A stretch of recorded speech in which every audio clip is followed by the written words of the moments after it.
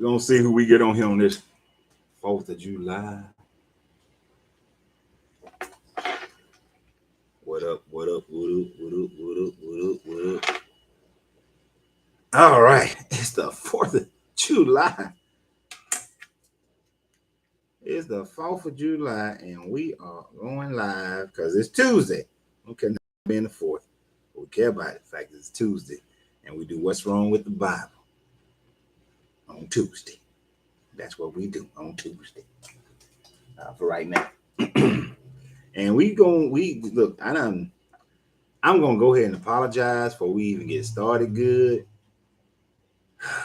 because I know the last 2 weeks this Exodus has been like mind-numbingly boring and redundant, ridiculous.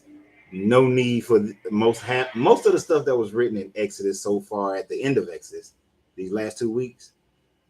It gave him the description of the tabernacle, gave him the description of the clothes, gave him the descriptions of everything to do of what the build, and all I had to say is it was built in the way that God said it should be built.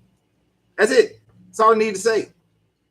But we got a little bit more of that for these next couple chapters.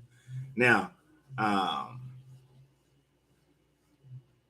for those who are finding me for the first time, Coach Renz, what we do here is we deconstruct religion and build people back up and build people, period. Whether you're spiritually, economically, family, the whole nine, the whole gambit.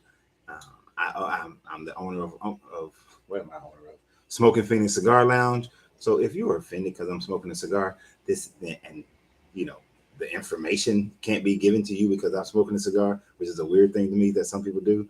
Bye. I'm gonna get in trouble for that one because some dude got mad at me a couple days ago because he was like, you're a clapback, and I just told him I'm not always nice because I'm not gonna like embody everybody's emotions, and neither should you. But this is just about information. It's about us, those who want to deconstruct from this religion. I was talking to a dude yesterday. He's a good Christian guy. Comes through here.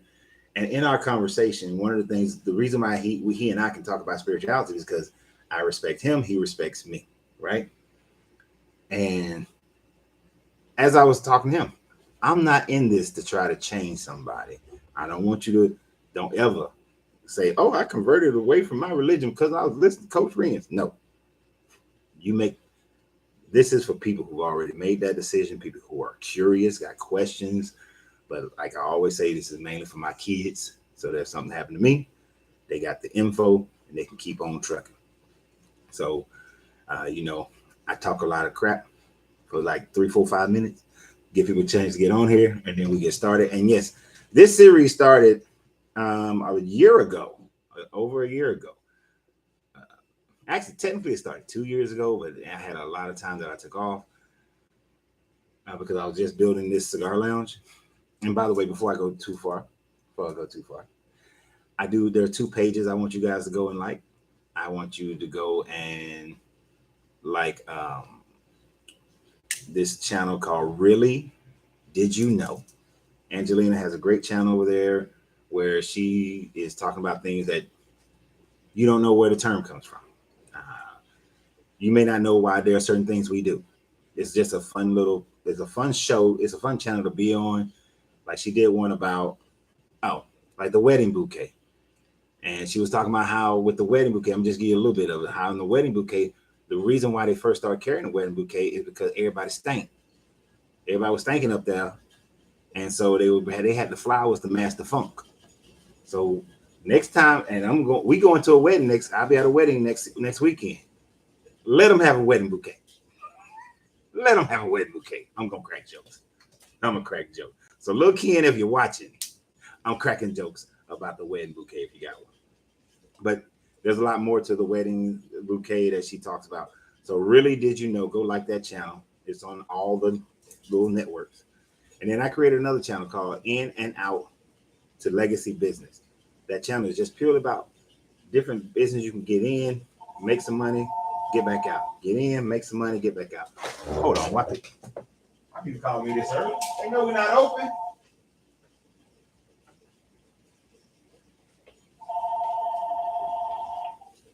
Smoking Phoenix Cigar Lounge. Smoking Phoenix Cigar Lounge. Hello, Smoking Phoenix Cigar Lounge. It's all right, no problem. Okay, that was the wrong number. So I was getting all that. You know, when the hours are posted, don't call. But anyway, I do expect people to call me after 12 o'clock asking if we're still going to be open today. And of course, we're still going to be open here over here, even though it's torrential rain pouring down outside right now. But as I was saying, in and out to legacy business, go like that channel. It's my channel as well. Go like, really? Did you know? Go like that channel. You know, we're just doing the whole thing, So let's get started because, like I was saying, this channel was started because people was like, this series was started 2 years ago. If you're just not finding us and we're going through Exodus 38, 39, 40, in order to catch up on the other ones, you have to go to my YouTube channel, which is Why I Left Religion with Coach Renz, and you will find on that channel on playlists, and you'll see the Genesis videos and all the Exodus videos. This is the last Exodus video. Then we go into Leviticus next week. We will do Leviticus because we got to get into the Levitical laws and stuff that most people will not follow, are not following, did not follow, and are ridiculous as hell. Okay, most of them are ridiculous. And it's interesting how we've seen some Levitical laws talked about as sins in the previous books, as if how would those people have known those Levitical laws. But we're gonna go through all that. You know, a lot of this, we got slavery in that one, but that's just the pre for Leviticus. But we're gonna go ahead and get through these two, and I'm gonna read through this stuff. I know, because people say you need to read your Bible because you don't understand your Bible. You need to read your Bible because you read it, and you'll know it, and the Holy Spirit will come down. But then they say, well, you ain't reading it with the Holy Spirit, so you ain't. A lot of things don't have to translate. Let me rephrase that. A lot of things are very literal in what they're just saying. There is no out of context for some of this stuff. It just is what it is. And some of the contradictions, they just are what they are.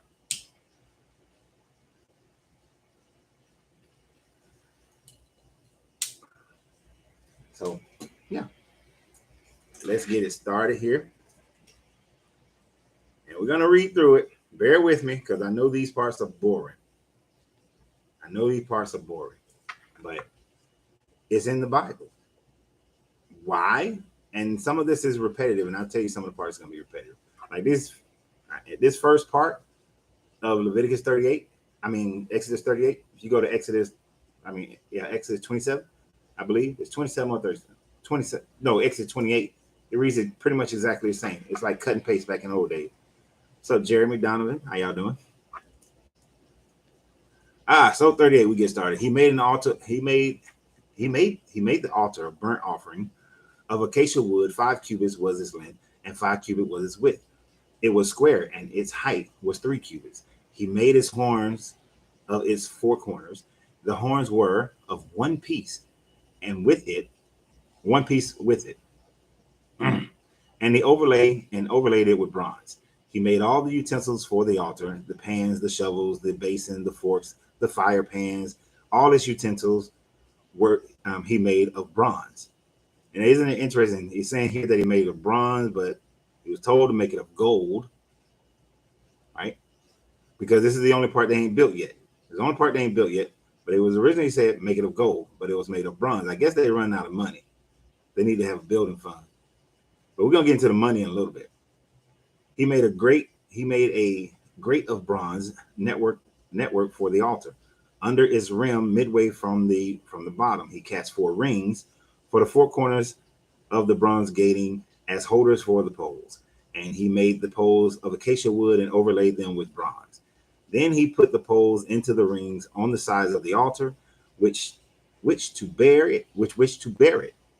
He made the altar hollow with boards.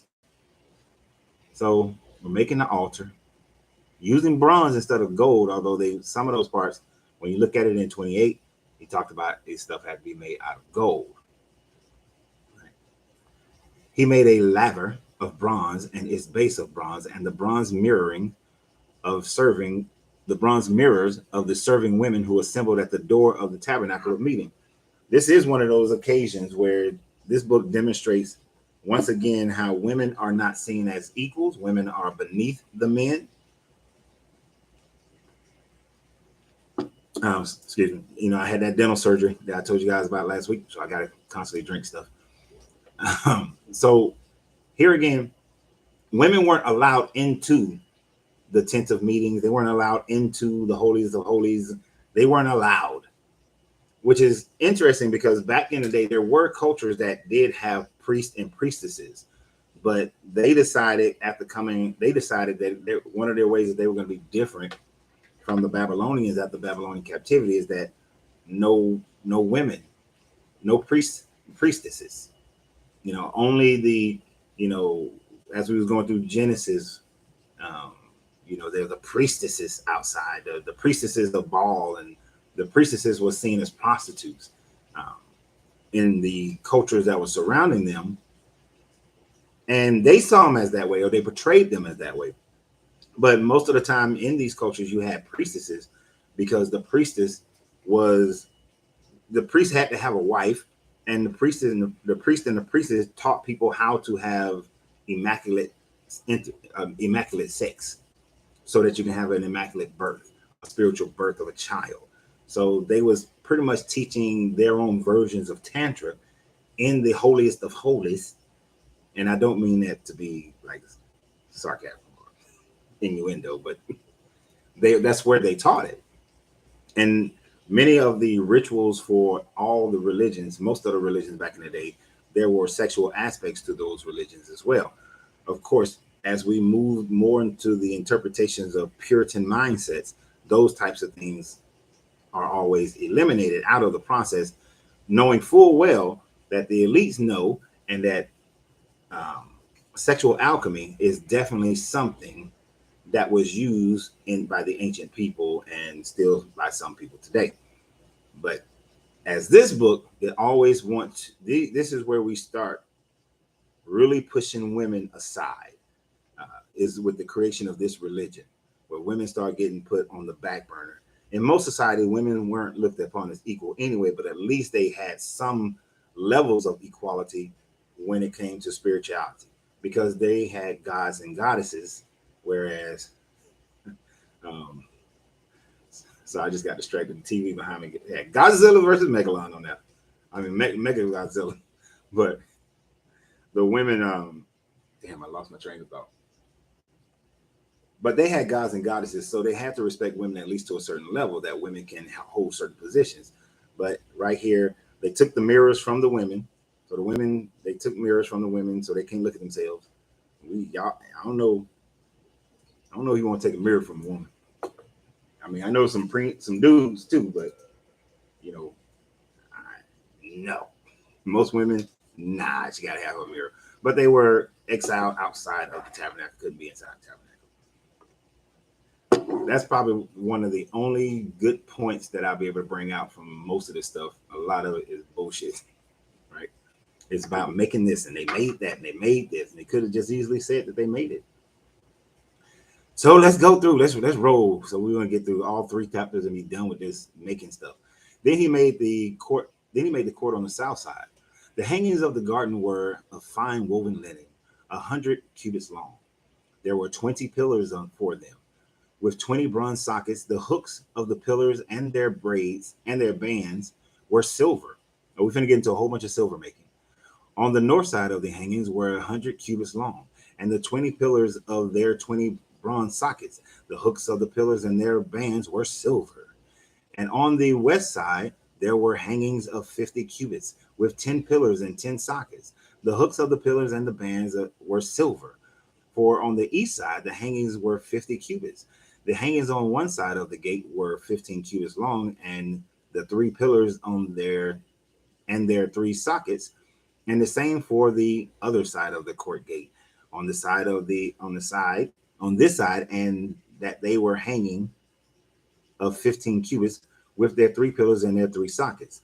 All the hangings of the court, all were of fine woven linen. The sockets of the pillar were bronze, and the hooks of the pillars were silver, and the overlays of their capitals was silver.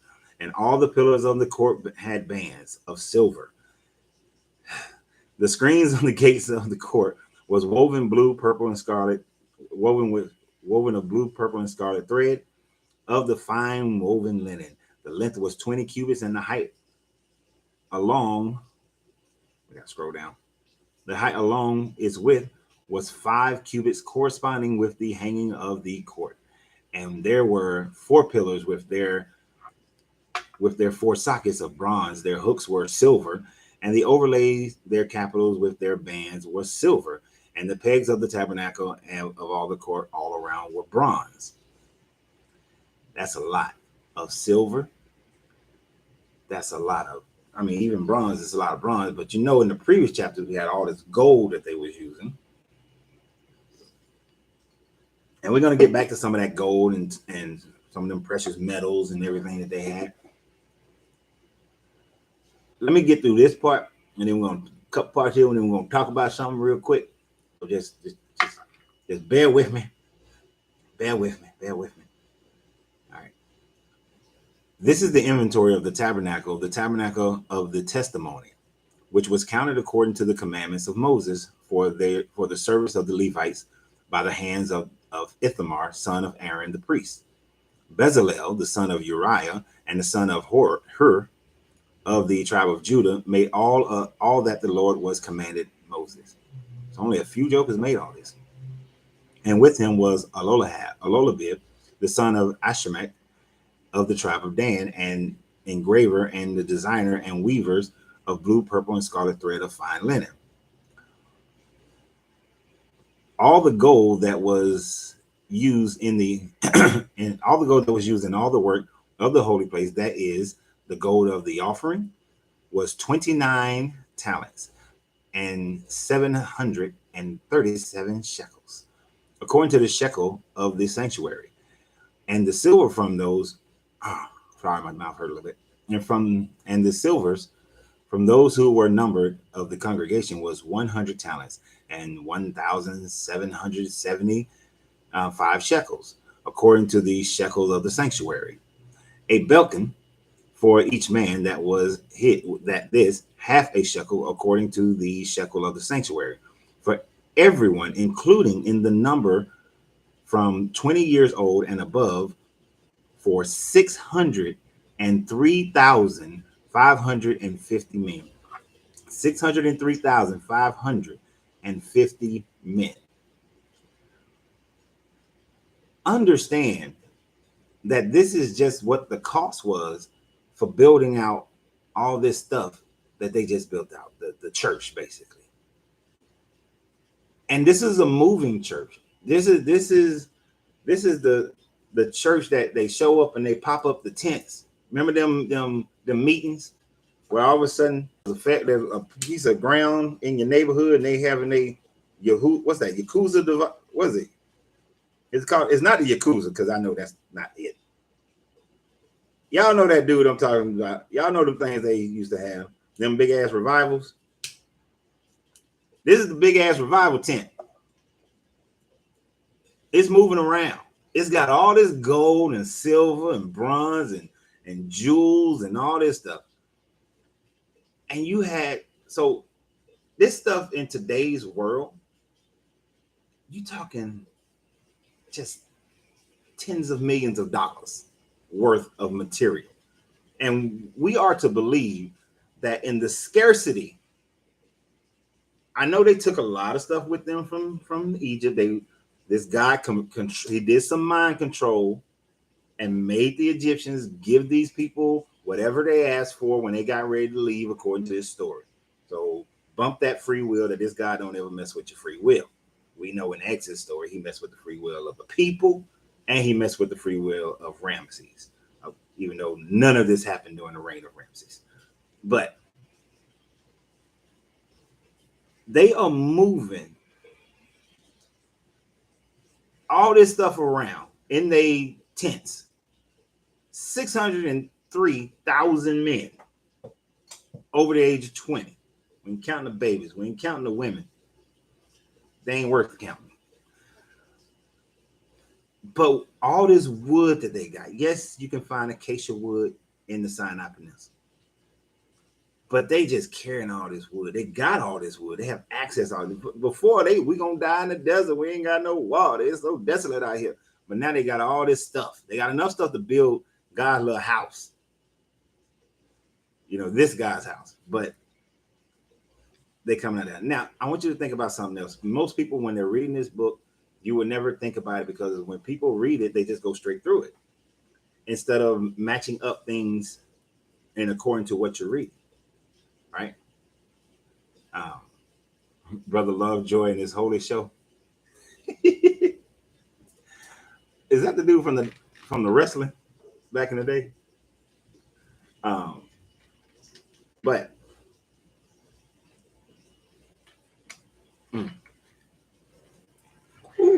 that dental surgery last week. So I want y'all to think about something.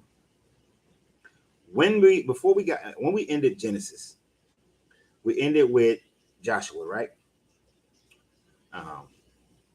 Is it Joshua? Yeah, Joshua. We ended with Joshua. Joshua said at the end of it, he said that there were his father and there were 70 of his family members had came to the area. 70. Just 70. His family. 70 of them. And these are the 12 tribes. So you can't say, oh, there were other Hebrews that came. Nope. None of Esau's children came. It just said Joshua and his family. 70 people. We got about 400 years of a time difference here, according to this story. There's 600. From those 70, we now got 603,000 men. If you give a decent estimate based on how population normally is, and add in all the boys younger than 20, all the girls, all the women, period, young girls and women, you probably got somewhere around 1.5, 1.8 million people. Now, I know you cannot look at modern day, how we do things in the modern day. I wish I could remember exactly how it goes. But even though today we are rapidly increasing in population, as you go back, the time frame of increasing in population gets bigger and bigger. Like we're at 8 billion, almost 8 billion right now. They estimate that within 50 to 100 years, we'll be at, 16 billion. These time gaps are, good Lord. Now, for us to go from, it took us, I think, like 100 years to go from 4 billion to 50 years to go from 4 billion to 8 billion, or 100 years ago from 4 billion to 8 billion. I can't remember exactly how it went. But from 2 billion to 4 billion took like a couple of 100 years. You know what I'm saying? And then back further, the bigger it took, longer and longer and longer to duplicate. We're talking about a time frame that's supposedly happening around, 1400, 1300 BCE. For them to be able to go from 70 to 603,000 men, but to go to about 1.8 million people, from 70 to 1.8 million people during this time frame, which would have been one of the largest groups of people in the area at this time frame. You have to cut no birth defects, no children dying, from at birth, no women dying at birth. Every woman is fertile. Every man is fertile. So nobody got no fertility problem, no low sperm count, no none of that. You got to have none of that. Perfection. And each one of these women just got to be popping. Boom, boom. 9 months, had a baby, get pregnant a month later. 9 months, had a baby, get pregnant a month later. 9 months, had a baby, get pregnant 1 month later. 9 months, had a baby, get pregnant. But you get what I'm saying? That would have to been the process in order for them to get to that number. and this is but God. This is a God of the gaps kind of thing. We know that that is not going to happen, and that does not happen. But they have this impossible number because they were more than likely. This is written around 500 BCE. More than likely, they was pulling this number either out of their butt or they pulling this number based on the population that they had in the northern and southern kingdom, in the northern kingdom of Israel and the southern kingdom of Judah. This is most likely where they got the number. The 70 coming into Egypt, they wanted to use that number because it was 70 years that they were captives in Babylon, Babylon. And then they just probably are using what numbers from the most recent census that makes sense to them. But that's one thing that people won't realize when they're reading this. They'll just think, oh, it was 600. They just read the numbers. It's 603,000 men, about 1.8 million people. Not thinking that, wait a minute, they started with 70 people and it's only been about 400 years. That's not going to happen, especially not in that day and age. But let's continue because we are going to definitely get through these 3 chapters today. I don't care if somebody does walk in, but it's raining, so they probably won't. All right. And from the 100 talents of the silver were cast the sockets of the sanctuary. Y'all thought we was done reading about building shit, didn't you? Sockets of the sanctuary and the bases of the veil. 100 sockets from the 100 talents, 1 talent for each socket. Then from the 1,775 shekels, he made hooks of pillars overlaid with capitals, and he made bands for them. It's like how at church when the deacons got to give that accounting for the funds. This what they and you show up for that. They had that meeting. You notice they never do that at church. It's always a meeting after church or on a different day.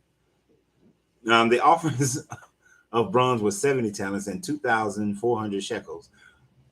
And with it, he made the sockets for the doors of the tabernacle of meetings, the bronze altars, the bronze grating for it, and all the utensils for the altar. The sockets for the court all around, the bases of the court gate, all the pegs for the tabernacle, and all the pegs for the court all around. Yeah, see, that's that church meeting that they try to have at a time frame where they know people ain't gonna show up, so they can tell you where they spent all the money, and they trying to justify all the money that they done spent. Whew. You gotta take a little bit more, but like I said, I had a dental surgery. Gotta take more and more breaks. I didn't know. All right. Okay, so that was 38. Y'all think we done with them repeating themselves? Hell no. Because now we're finna repeat some stuff that we already said before in previous chapters about what they gotta wear when they come and see God. This is not come as you are. You got to dress a certain way. Come see this deity. And we're gonna talk about Aaron a little bit. Yes, I'm drinking coffee and water. All right, let's rock, let's roll, let's go. Of the blue and purple and scarlet thread, they made garments of ministry for ministering in the holy place, and made the holy garments for Aaron as the Lord commanded Moses. He made the ephod of gold, purple, and scarlet thread, and of fine woven linen. And they beat the gold into thin sheets and cut it into threads to work it in with the blue, gold, and purple, scarlet, and scarlet thread for the fine linen into artistic designs. Now that beating the gold into it, that wasn't something. I don't know why the audio is low on. Let me see. I don't know if that makes a difference on YouTube. Facebook over there. But let me know. But that beating it into that wasn't part of the instructions. That's just something they added. It's kind of like, oh, we know the pastor like chicken, so we just gonna make him some chicken kind of deal. You know, we know. Is that somebody? Anyway, it ain't 12 o'clock. But that's something that's added to the instructions that wasn't original instructions. But everything else is going to be pretty much what was said before. in previous chapters as far as the clothing that they wear. They made shoulder straps of it and to couple it together. Couple it together. It was coupled together and at its two edges, and the intricately woven bands of the ephod was on. I'm losing my spot. That was on it was of the same workmanship, woven of gold, blue, purple, and scarlet thread. The fine linen was as the Lord had commanded. Now that's the part that they just could have said that. They just could have said that. We made Aaron's clothes just as the Lord has commanded. Didn't have to say all this other stuff. It didn't. And then you want me to believe that this was oral tradition and people memorize this? No, no, no. This is the most boring stuff. Anybody memorize this? This is what they were already wearing at the time frame that they wrote this stuff, right? This is what they were wearing then. So they just wrote it in as if God commanded them to wear it then at this time frame. And if you go look up pictures of some of the Babylonian priests, you can see some similarities of what the Babylonian priests wore in according to what this story is saying. So that's a little bit of your homework. You're gonna get a little homework out of this one. And they set the onyx stone enclosed in the setting of gold where there were engravings as the signet are engraved with the names of the sons of Israel. He put them on the shoulders of the ephod as memorial stones for the sons of Israel. You just got to keep saying what they're for. We know they're for the sons of Israel. You said it plenty of times.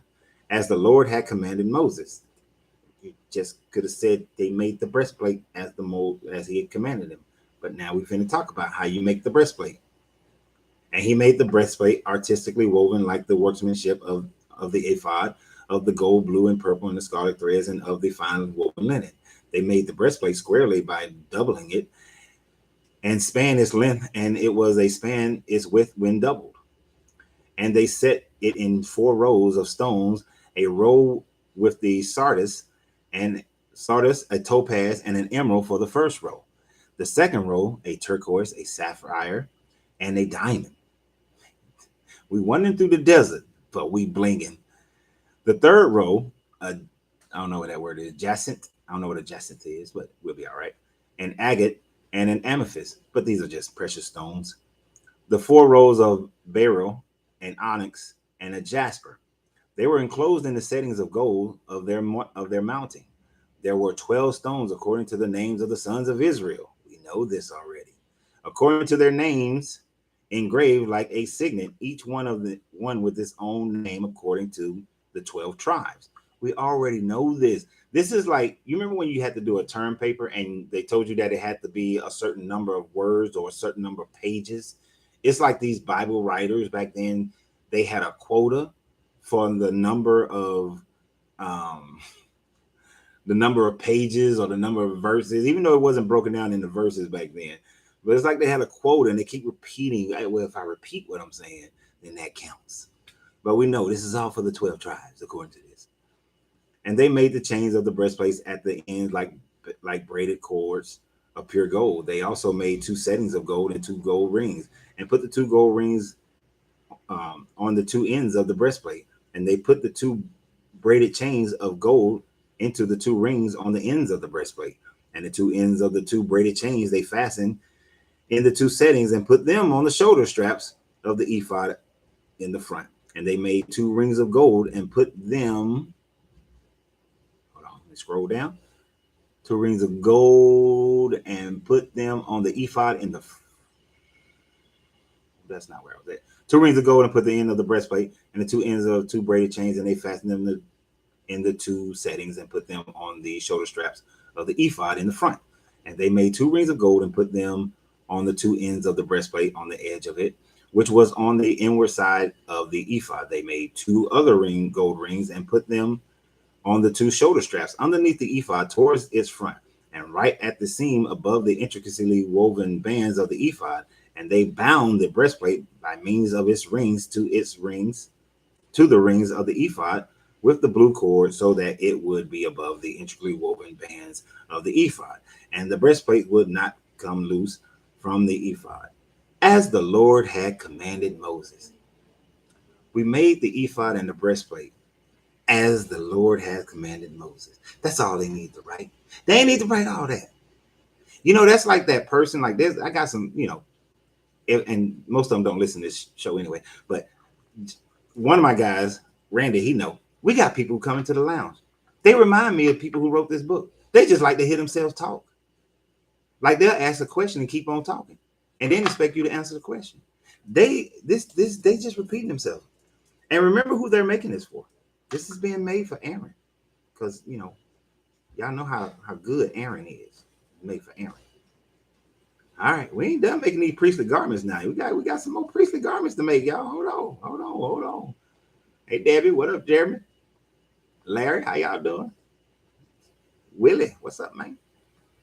All right, we making some priestly garments. He made the robe of the ephod of woven work, all of blue, and there was an opening. Oh, one Bible scholar tried to say this was all poetry. So listen. He made the robe of ephod of woven works of blue, and there was an opening in the middle of the robe, like the opening in a coat of mail,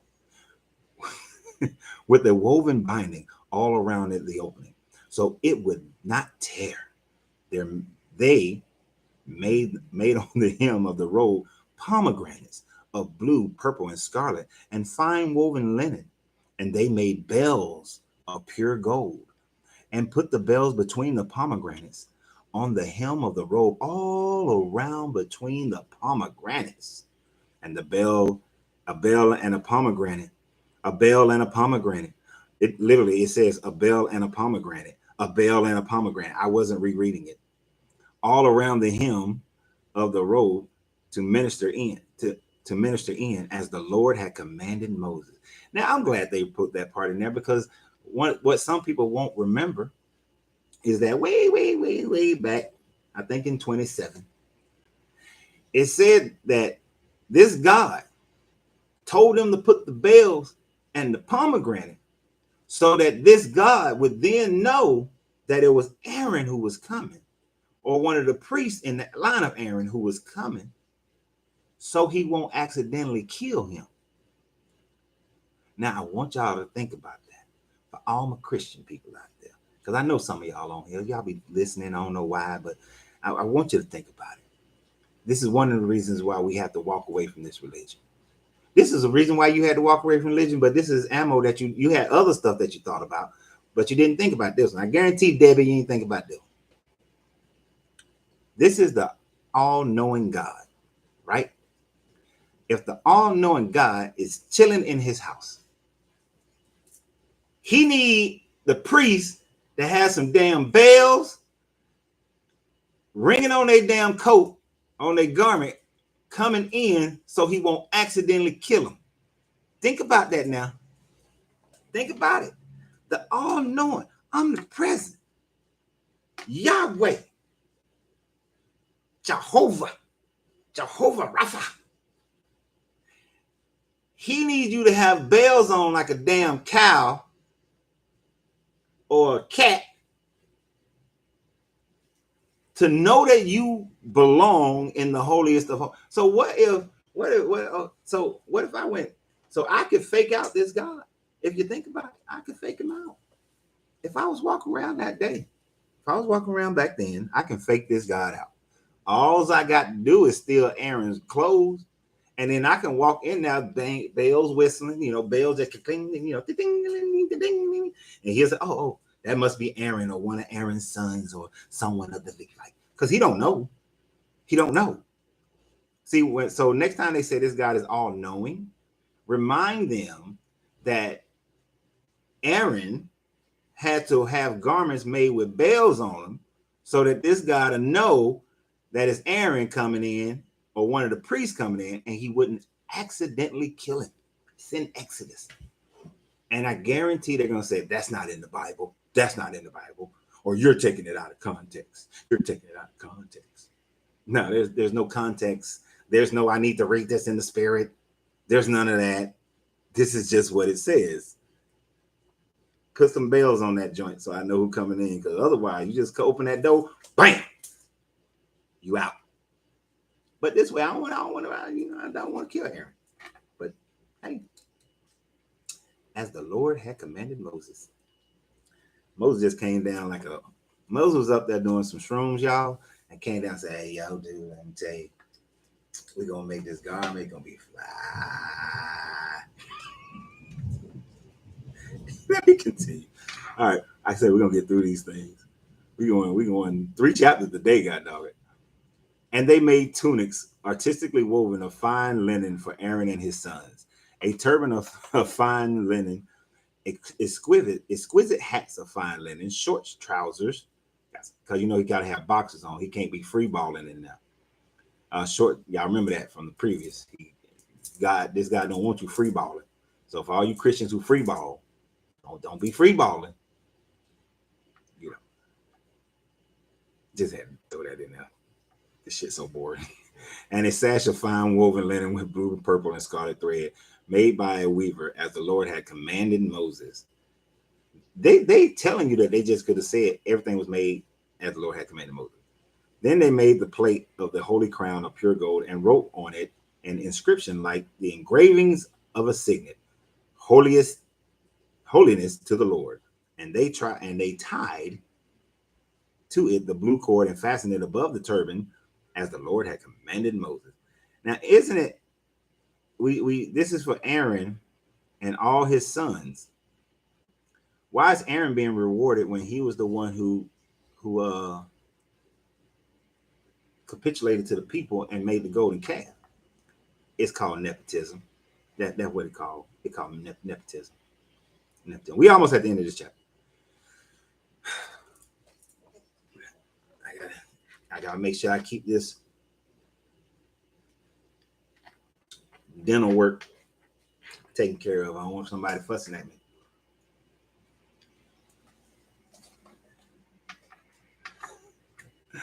Thus all the work of the tabernacle and of the tent of meeting was finished. And the children of Israel did according to all that the Lord had commanded Moses. Why didn't they just say that at the beginning? So they did. And they brought the tabernacle to Moses and the tent and all its furnishing, its claps, its boards, its bars, its pillars, its sockets, the covering of the ram skin dyed red, the covering of the badger skins, and the veil of the covering, and the ark of the testimony, and its poles, and the mercy seat, and the table, and the utensils, and the snow bears, and the pure gold lampstand, and its lampstands. And why didn't they brought all the shit to Moses, and his utensils, and the oil for lighting the gold altar, and the anointing oil, and the sweet incense, and the screen for the tabernacle door, and the bronze altar, and the grate of bronze, its poles, and its utensils, and the laver, and its base, and the hangings of the court, and its pillars, and its sockets, and its screens for the court gate, its cords, its pegs, and all the utensils of this for the service of the tabernacle, for the tent of meetings, and the garments of ministry to minister in the holy place, and the holy garments for Aaron and the priest and his sons' garments to the ministers and the priests, according to all that Moses had commanded, all that the Lord had commanded Moses. So the children of Israel over all the work, and indeed they had done as the Lord had commanded. So they had done it, and the Lord blessed, and Moses blessed them. Right. It is very dramatic. And they brought this at the birth. Could you imagine a pastor having to go and see, like, okay, let me inspect this church. Make sure y'all, oh shit, the building, y'all make sure this additional building was built right. And he go and inspect everything. But that's what you got people for. That's what you got people for. He ain't got time for all that. I don't believe that Moses inspected all this stuff. And Moses was like, what, 80, 90 years old at this point? He didn't inspect all this stuff. But they brought everything according to how how the Lord had instructed Moses to build everything. And they brought it to Moses, and Moses was happy, and he blessed him. Bam. You done. You done. Right there. Right there. All right. The last chapter of Exodus. You would think that at this point, we got to have a climactic ending of this book so that we can move into the next book. You know, you want to keep the people, you got to have the cliffhanger. But no, we're not going to have a cliffhanger. So let's get Let's get it going so we can just have some regular conversation. Let's get it going. Of the non cliffhanger, like I literally the last like 6-7 chapters of this book could have been written in like what 10 verses. Moses went up to the mountain. He was told to do this. The people built it. Moses approved it. Good. Oh, and some nepotism with his brother Aaron.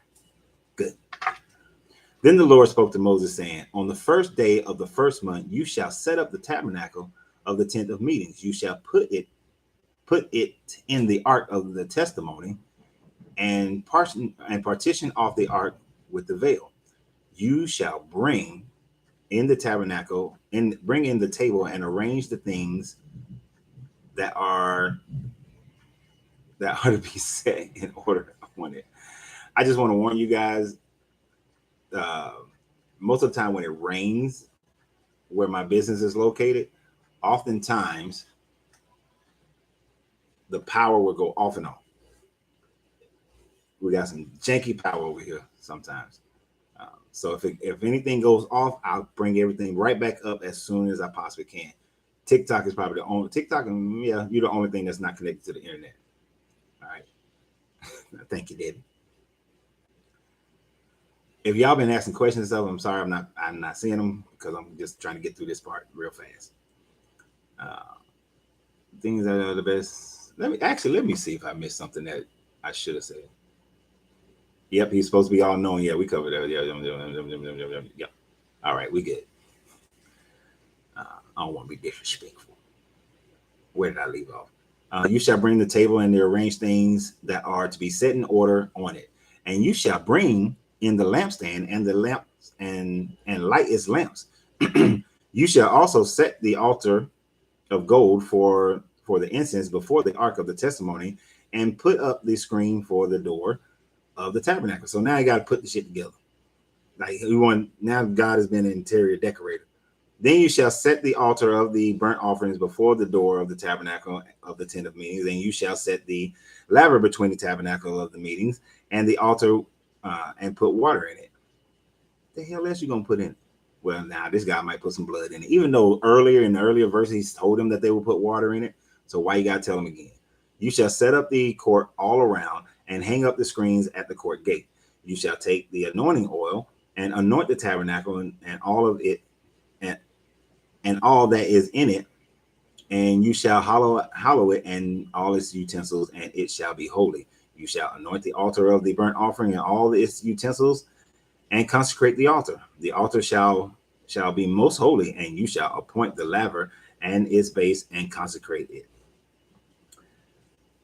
Then you shall bring Aaron and his sons to the door of the tabernacle of meetings and wash them with water. You shall put, because they're dirty, you shall put the holy garments on Aaron and anoint him and consecrate him, that he may minister to me as a priest. I've always found that. Why did this? I didn't understand minister to me. The wording just don't seem right. And you shall bring his sons and his clothing with the tunics, and you shall anoint them, and you anointed their father, that they may minister to me as priests. For their anointing shall surely be an everlasting priesthood throughout their generations. Aaron gets rewarded because he just happens to be Moses' brother. He's Moses' brother. That's the only reason. This dude was so weak that as soon as the people started saying that Moses done left us out here to die, he went ahead and started building them the golden calf that they wanted. He's a putz, you know. He's here because of nepotism. You know, if Aaron was a leader, an actual leader, when the people start saying that, hey, we want to go and calf, you took us out here to die, he would have, Moses, y'all just saw, he would have preached to them, showed them what they just went through in Egypt, remind them of what they went through in Egypt, and then square them away. If he had done that, then when Moses came back, there wouldn't have been a golden calf. They would have had the original 10 commandments, and then they wouldn't have to kill 3,000 people. They wouldn't have to do it. Wouldn't worry about it. But nope, this is the story that people want to believe. But Aaron is rewarded for this. This is when y'all see bad people being rewarded in societies. Here you go. Here you go. Perfect example. Perfect example. But hey, thus Moses did according to all that the Lord had commanded him, so he did. Where we? And it came to pass in the first month of the second year, on the first day of the month, that the tabernacle was raised up. So Moses raised up the tabernacle, fastening its sockets, set up its boards, put up its bars, and raised up the pillars. And he spread out the tent over the tabernacle, and put the covering of the tent on top of it. And the Lord, as the Lord had commanded Moses, he took the testimony and put it into the ark, inserted it, which is an interesting thing. People always try to say, oh, the 10 Commandments are in the Ark of the Covenant, but it tells you right here that the testimony is what's put into the ark into this ark. Because remember, he destroyed the 10 Commandments when he dropped them jokers.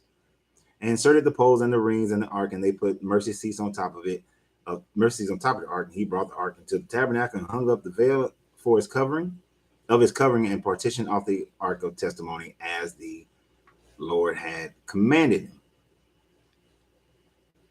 Sound more like a ritualistic stuff that you get ready for the seance and not something holy. Hey, a seance is holy, depending upon what you believe. But I understand what you're saying. It is. It's all ritualistic. It's all ritualistic stuff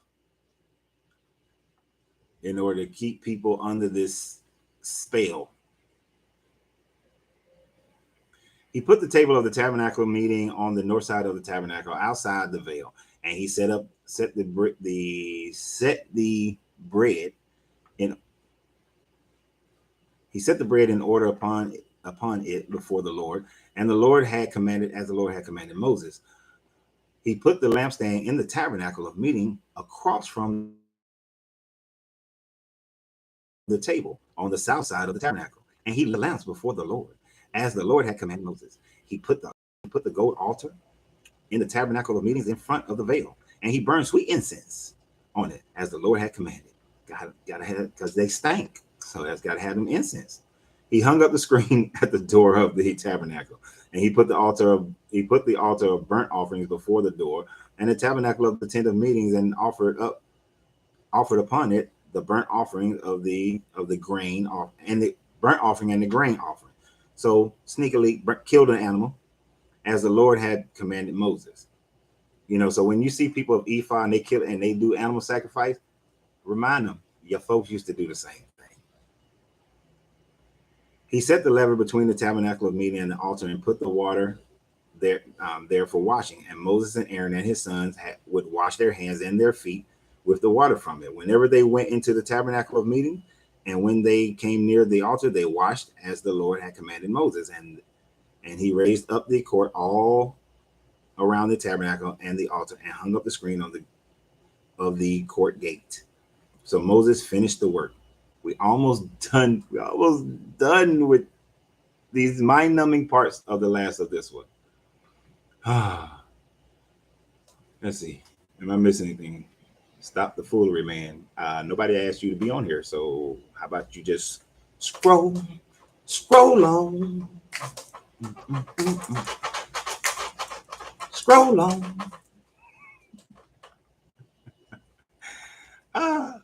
I like how people try to dictate what other folks gonna do on their channels.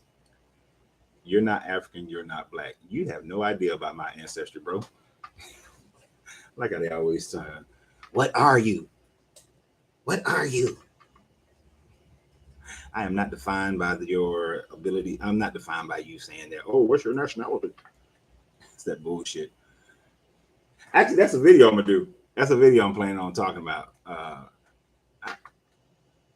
The mentality, the psychology that people have to try to hold on to something of this. You're Indian. Actually, a very small portion of me is native to America. I know my family ancestry, bro. So you can go on with that bullshit. But a small portion of me is Creek Indian. I give you that. A small portion is Creek. Small portion. The rest of my family comes from the Dogon tribe in Mali and the Yoruba in Nigeria. So before you try to tell me who I am, you might want to ask some questions. That's the amazing. I'm not gonna let's finish this chapter. Let's finish this chapter. Because it does end with something to talk about. Then the cloud covered the tabernacle of the meeting, and the glory of the Lord filled the tabernacle. So the glory of the Lord.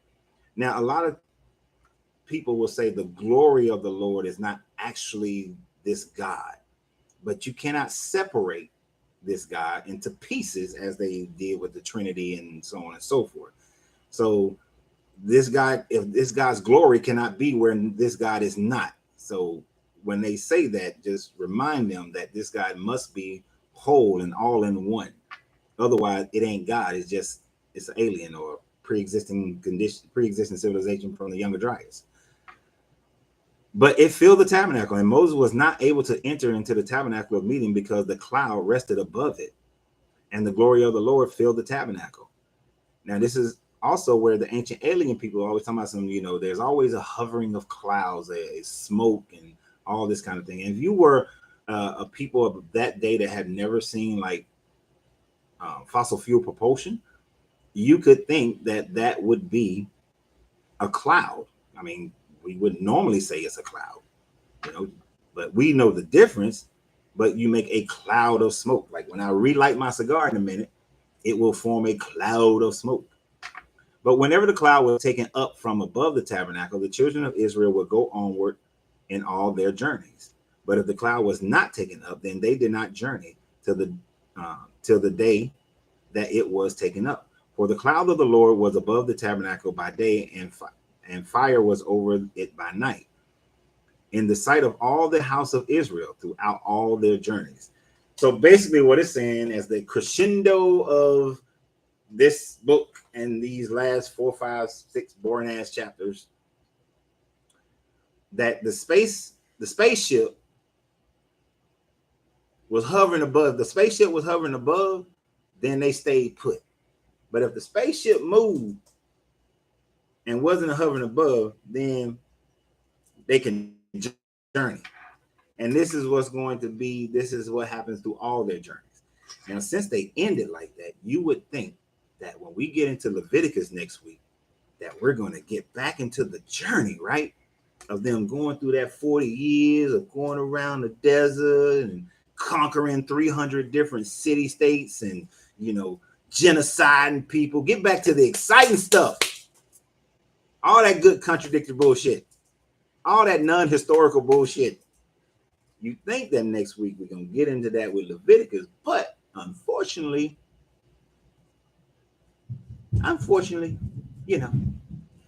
we not. It's Leviticus. We're going to talk about some more laws. But the good thing about Leviticus is that Leviticus does have a lot of good BS, contradictory, culturally based laws, to which is one of the reasons why we have all decided to walk, why most of us who are on here walked away from this religion or are in our processes of walking away from this religion. I don't know if you guys had any questions, any other questions or thoughts concerning that part, or anything concerning Exodus. Anything concerning Exodus. Because as a wrap up, Exodus it starts out strong. Good story. Going in, Moses killing everybody and the babies, and she getting on the boat, which we know is elements of the Emperor Sargon story. And then he becomes part of the court, and then all the stuff happens. He kills somebody, he run off, find him a wife. That's what you do. You run off and find you a wife. Good old Midianite. Found him a wife, came back, took the people out, whole bunch of dang on shit that never happened in the things never happened in Egypt with all the plagues and killing the sons. And we saw that this God changes people's free will when it serves to his benefit. As far as the people and Ramses, they always forget about that. He did that to the people too. We also know we got people it has some contradictions in it. It said that it turned not the river and all the water in Egypt into blood, not like blood, and then it goes right behind that and says that they dug along the side of the river to get water. If the water is blood, then there's no sand will not separate blood, the water that is in blood, right? It won't separate it. So that's some tomfoolery. They didn't realize that we would get to a point where we know better, but people just accept it. But the story goes on, and then we have and remember, don't let people say they crossed the Red Sea. That's a mistranslation. It's they crossed the Sea of Reeds, which is in the northern delta.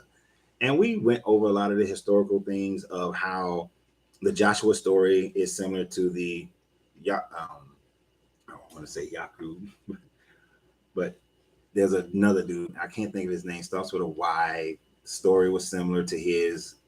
And then the Moses story has similarities to Sargon, as well as Ramoses, who was a follower of the Octen, and so on and so forth. But go back and watch some of the older videos so that you can understand, so that you will, can catch up as far as Genesis and Exodus. But we did see a lot of good contradictions and things that did not happen in history in this book. And when we start next week in Leviticus, we're going to see some laws and some other things that never happened. All right. But now we are just into our portion where we're going to have regular conversations. So I'm going to hold on for a second on the TikTok, because this is when I take my little tag off that let people know what we're talking about. I take that out. If I can figure it out again, how I did it in the first place. But what y'all want to talk about? We got some time today to have some more conversation as usual, because at the end of it, that's what we do. We talk about stuff. Any subject matter, we just go. Oh, this whole process is absolute. Thank you, Jeremy. Appreciate it. Honestly, I didn't think we'd get past Genesis, to be honest. I didn't think we'd get past Genesis. I'm not going to say that we're going to do this whole Bible, because good God, that's a life work. That's, how long we're doing it once a week, max, 2 chapters minimum. We'd be like, and 10 years later, we finally ended the Old Testament. Oh, y'all, I think Zakara in his feelings over there. I think Zakara in his feelings is the only platform you have this spreading falsity. Are you trying to write falsities? Yeah, that's what it says. Falsity media in my face. Yeah, I'm feelings hurt. So I put a challenge out yesterday on one of my videos. I said, prove 3 things that this deity did and 3 things that the devil did. Prove it. Or any deity. Prove it. Beyond a shadow of a doubt, this guy did it. And it can't be literary bullshit either. Prove it. I have yet to see anybody prove anything, because they won't be able to prove it. There's absolutely nothing that you cannot prove. Almost everything that has happened on this planet in everybody's life, there is cause and effect. There's cause and effect. There's always cause and effect. Now, sometimes we don't know the causation, and when we don't know the causation, that's when we claim miracle. We claim miracle at that point, or God did it, because we don't know.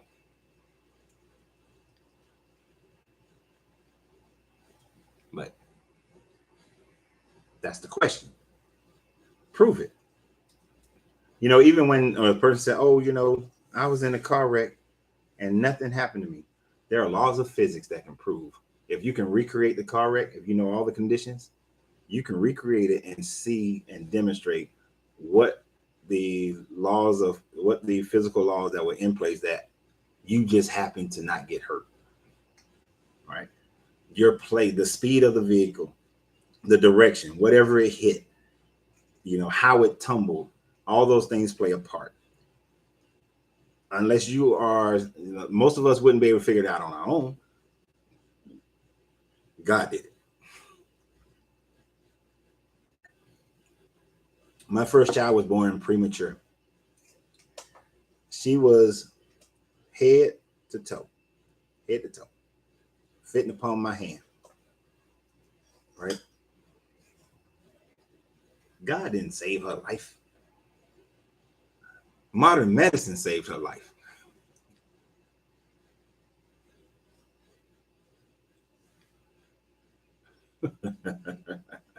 I'm sorry, y'all. I was planning on ignoring Zakara or whatever his name is. He said God is black. Prove it. I like how I wish he was here when we first started in Genesis, especially when we got into Genesis 2, where we started talking about how man has this thing where he has to anthropomorphize this deity. You got to make this deity in as much human, as much like yourself as possible. I would imagine that if you were to travel to a whole nother planet where everybody on the planet was green, they're gonna sweep up and down. God was green. Or you go to a planet where everybody on the planet is orange. They gonna sweep up and down that God is orange. God is always, except for the oppressed, looks like themselves. Before my ancestors, because let me be clear, were taken from their homeland, their deities, for the most part, looked like them. My mother's side of the family, Yoruba, they practice Ifa. They all look like them. Shango, Eshu, they all look like them. Now, my dad's side of the family, Dogans, a little different. They had the Nomo. Nomo used to go into the water, little fish people. But they knew that there was the Star Sirius and the Star Sirius. They knew that there was the Star Sirius B and that it had a solar system around it long before anybody else did. How in the hell did they know that? It's one of the great mysteries of life.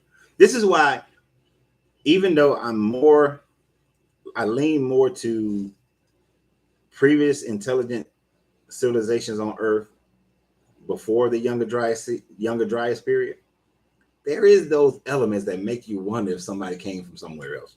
Or maybe those societies, when they saw this cataclysm about to happen, they left and went to that place. But then, and they didn't necessarily have to look exactly how we looked prior to the Younger Dryas. That's another thing.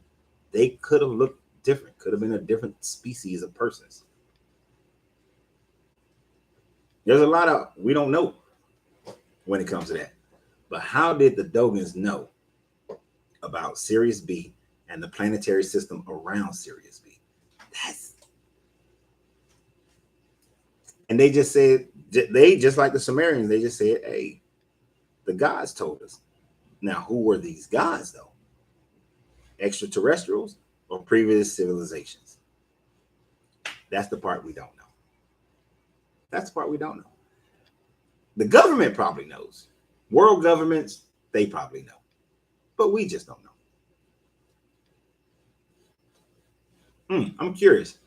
How many of y'all think that the world governments have been or are in contact with either aliens or pre-civilizations? How many of y'all think that they are? No, let's just leave it with aliens. How many of y'all think that the world governments are connected with aliens and they know it? Because there's a trip I want to take next year to Sedona, where they have tours. They have this. It's a special little trip where you get all into that.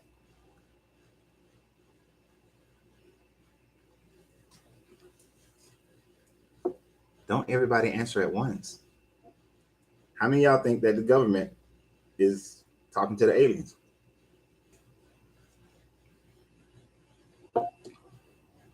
Because I think they do. Whatever it is, whatever advanced civilization, I think the government is in league with them 100%.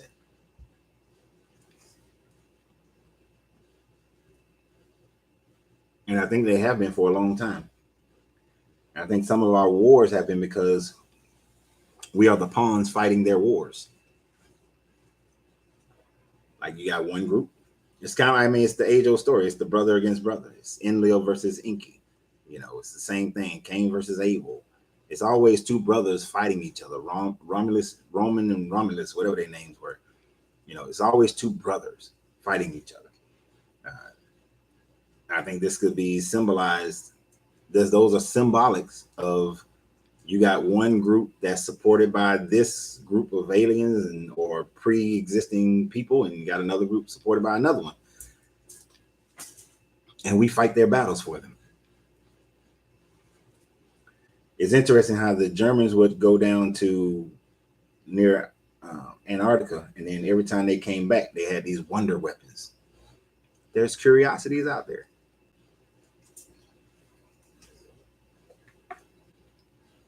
Oh, I guess little man got in his feeling because I told him to prove that God is black. He ain't said that. Oh, y'all just being silent. I know y'all not at work. Half of y'all not at work, so there's no reason. I don't want to hear that. Oh, I'm at work. I can't type. Y'all ain't at work.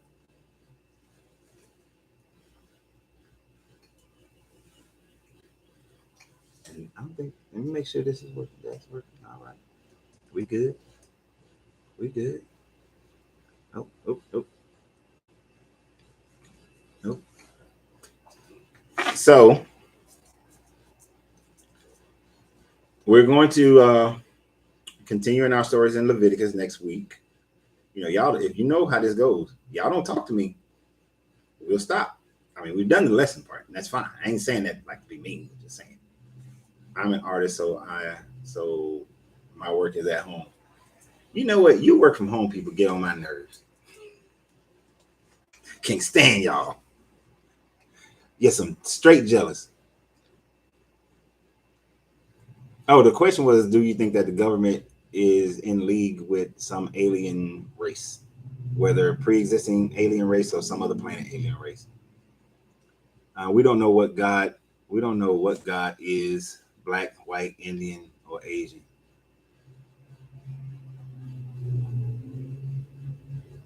Dude, how can you in one statement say God is black, and then the very next statement we don't know what God is: black, white, Indian, Asian? I mean, am I crazy? Is that not what he got up there on TikTok? I think that's what he got on TikTok. I believe contact was made, but we're in it. Oh, the contact was made, but you don't. But where it is now, I think the government's hiding it from. I think that the government does not. Okay, from my own personal, if you don't know, if no one knows what God looks like, then why you say he was black? That is what he said. Exactly. I'm gonna stop talking to him. Um, one of the things that I hate about governments, and this is why if I became president, I know they would kill me right off the rip. Um, I would tell y'all everything, everything, just tell you everything. But government seems to believe that the people can't handle information, that they will lose their shit. You know, um, I heard from a friend of mine, when they was in the military, used to work with people who disseminated false information because they felt like if people actually knew the real thing, that people can't handle it. People wouldn't be able to deal with it. Now, some things y'all people don't need to know because there are some activities that go on that if you knew about it, most people around the world wouldn't walk outside their house. Don't think America is the only country that gets a threat that does a threat matrix every day. Pretty much every country in the world that has a threat matrix every day, some variation of it. Um, so you're going to have to. You don't tell people everything that's on the threat matrix all the time because y'all wouldn't go outside. Y'all be terrified. But 99% of the things that's on the threat matrix is not going to happen, or it's rumors, or it's not, something of that nature. So I understand that sort of thing. But if we've made contact with other species, That's something we all could do. Good. But, I don't know if they have. Yeah, I actually heard the Dame stupid shit. Oh, the same stupid shit. Yeah, he said he gone, so that's good because you can't, you just contradict your own self. But yeah, we can't. I understand certain things, but if I was president, I'm telling y'all everything. All the stuff that the Smithsonian is hiding, that they're, the Freedom of Information Act doesn't include the Smithsonian. That the Smithsonian is specifically carved out of the Freedom of Information Act. Um, as far as being investigated or inspected, you can investigate and inspect almost every government agency. Of You would think the Smithsonian would not be on that list of the ones that you can't investigate, right? Like I know some of the places, some of the units that military units that cannot be investigated, right? And for good reason, they shouldn't be investigated. But there are other commands and control to make sure they don't do nothing foolish, But no. Anyway, point is, the Smithsonian, no, they cannot be investigated.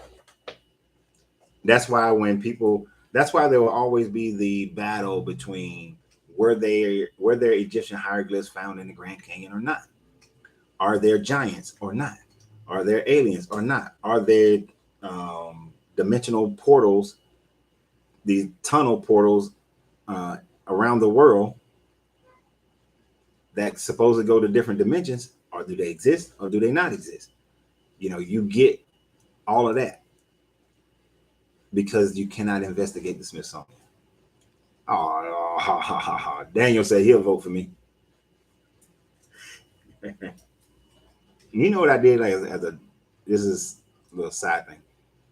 As a joke, I started saying that, yeah, Stargates. I started saying that I was gonna run for a governorship of Georgia, and I was just joking.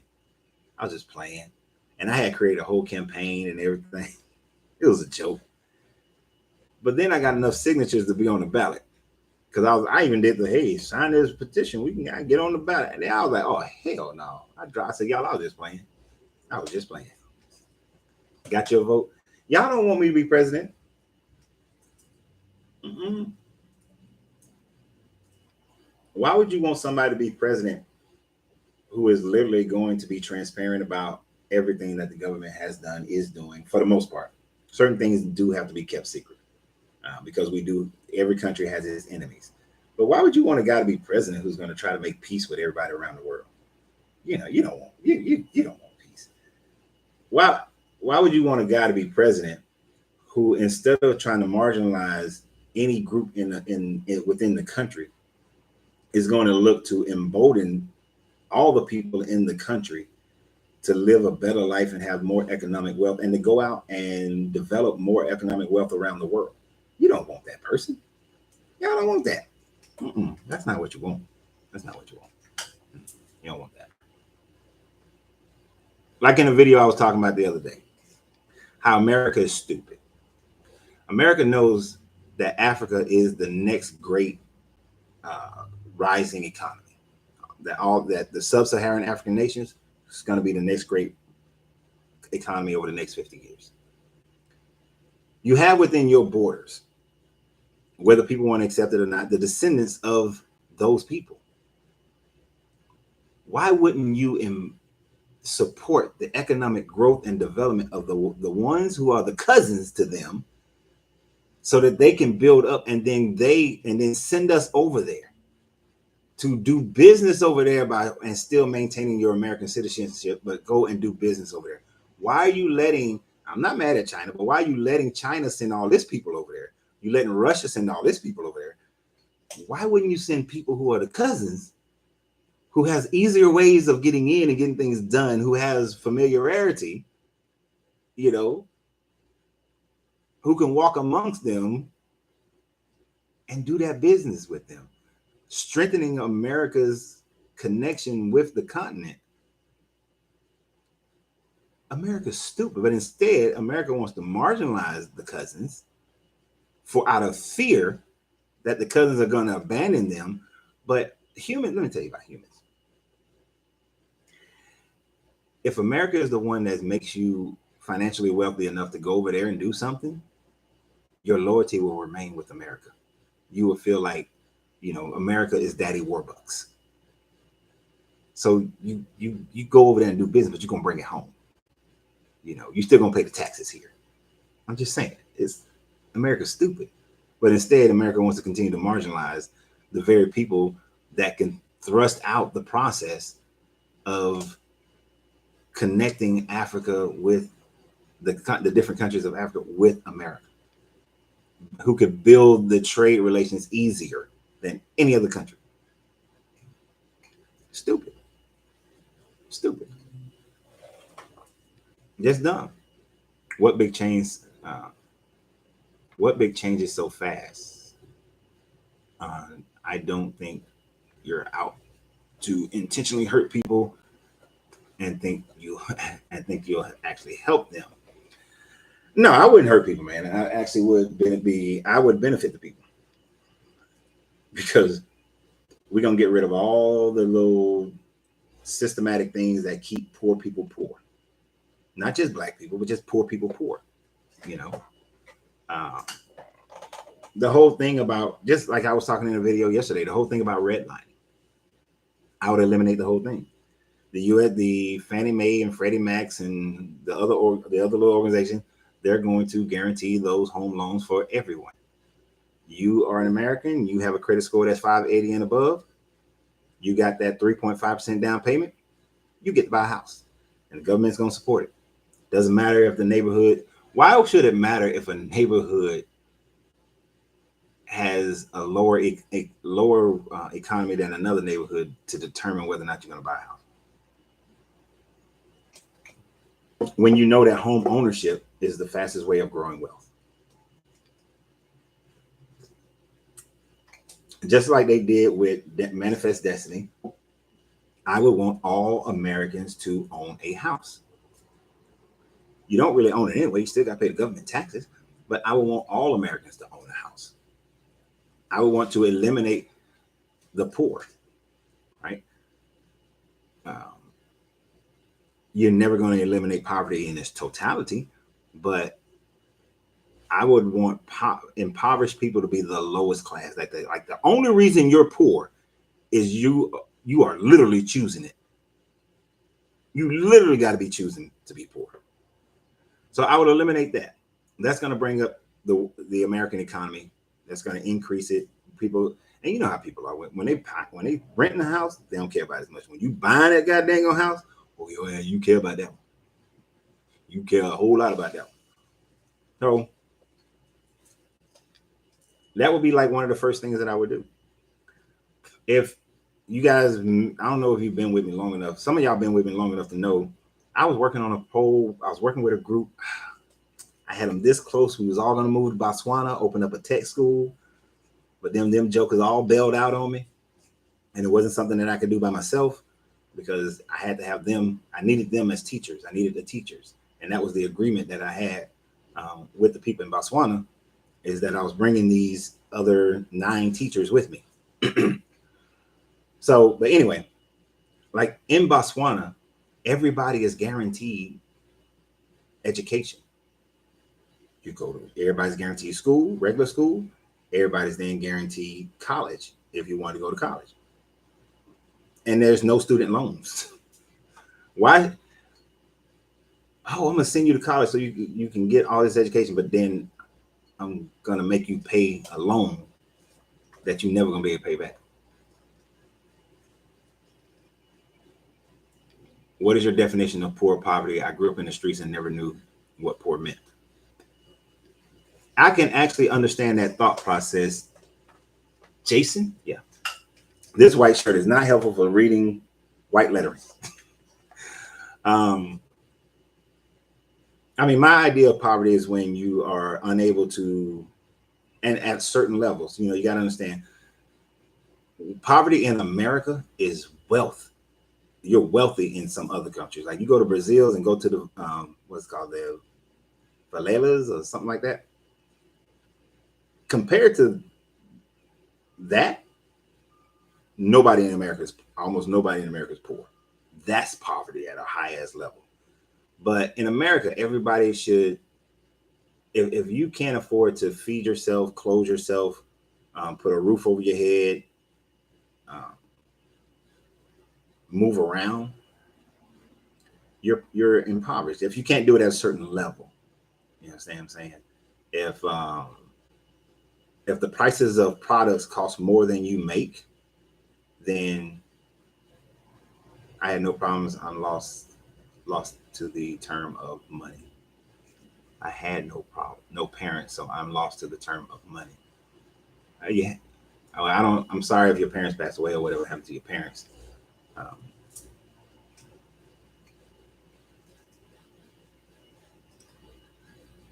oh damn, dude, I'm sorry about that. He lived in a town of 20 with a priest that molested him. So I just lived away from the people. Oh, like Tarzan. I hate that happened to you, but American poverty has a standard where if you make it below 13,000, I think it's like 27,000 or 13,000, somewhere around there. It's 13,000. I think that's considered the poverty line. So we should be able to live. Everybody should be able to afford the products at the cost that they cost without any government assistance. That's If you need government assistance and you're not elderly, which I would have a program so that even the elderly can't do nothing about the elderly people now. Can't really do a whole lot for people who are over the age of say 40. But for the next generation, real programs so that keeps up with inflation so that you don't have old people buying cat food and dog food to survive. Why you left religion and what religion you had? I left Christianity because I studied Christianity. I studied the Bible, and I found out it's so contradictory and history, his, ah, historically inaccurate and um, unbelievable. Like there's no historicity. There's very little historicity to it. But even its concept of God is lacking. But yeah. It's a process that started when I was 9. I fully left it by the time I was about 27, 25, 27. But yeah. So America could do a lot better at decreasing poverty. And so I would do that. I would decrease poverty.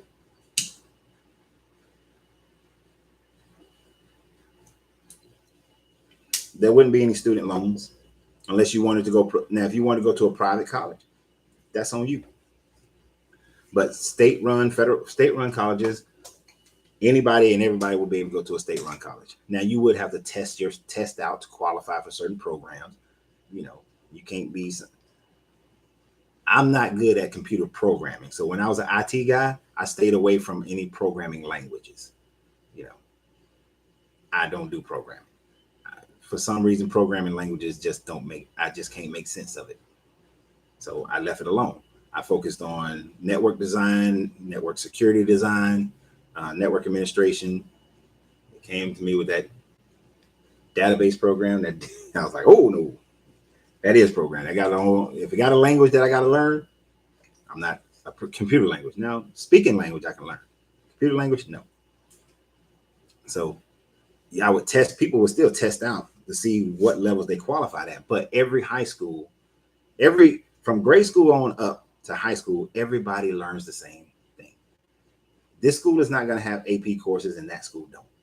I would actually reverse the whole thing. If you pay more, if your homes will cost more money and you pay a higher taxes, that you would not get higher federal dollars for your school. You would get the lower federal dollars for your school.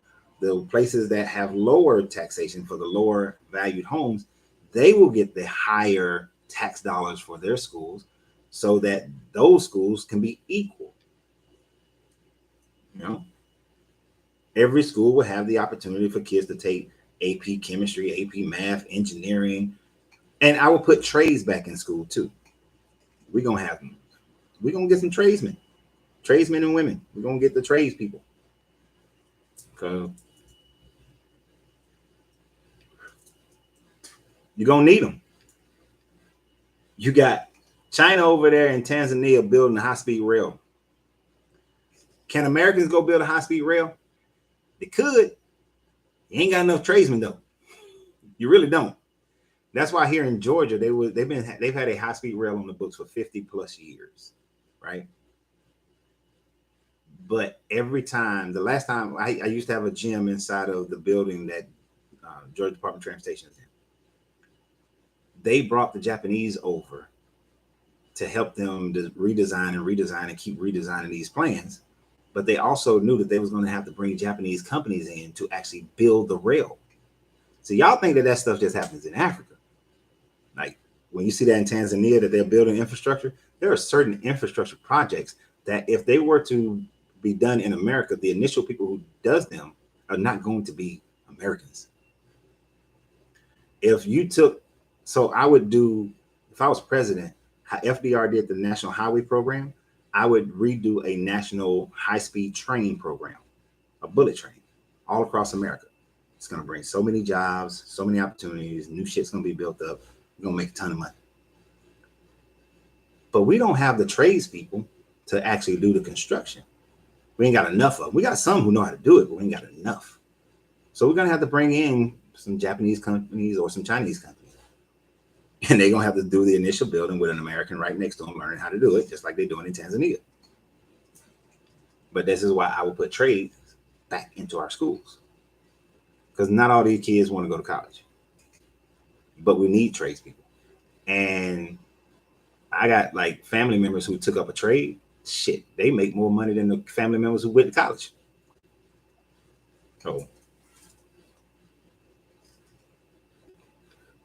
got to get out this mentality that a college degree makes you a higher quality person. It does not.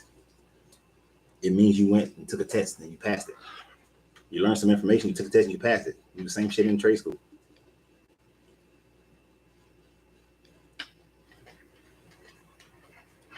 Got to keep that dental work moist back here where they took out these 2 teeth and grafted some bone. But so that's like some of the things I would do to change this country. I mean, a high speed, people don't realize how much something like a high-speed rail system would change America, would change the economics of America. It would change the way people get around. Because if they did the one from Georgia, in Georgia, me and my lady are going to a wedding in Savannah next weekend. If they already had that bullet train from here to Savannah, you think I would drive? Hell no. I take that bullet train. Take the bullet train. I mean, we staying overnight, but it will be a system where you could take a bullet train down there and come back the same day. Oh, thank you. I appreciate you, Khalifa. But those things will make a huge difference. That's why I love the fact that Tanzania is doing a bullet train. I was watching a video in Namibia yesterday. I got to go to Namibia to see where the sand dune come right at the beach. That's amazing. I got to see that. I know that just came out of nowhere, but yeah. I need to go ride horses. Thank you for your positive energy. Hey man, that's cool. That's one thing I gotta do. I want to ride a horse, but I want to ride it. I've ridden horses, but I want to ride them fast. Just can't Christopher Reeve that thing. I gotta ride fast. But yeah, that's some of the things that I would do if I control this country.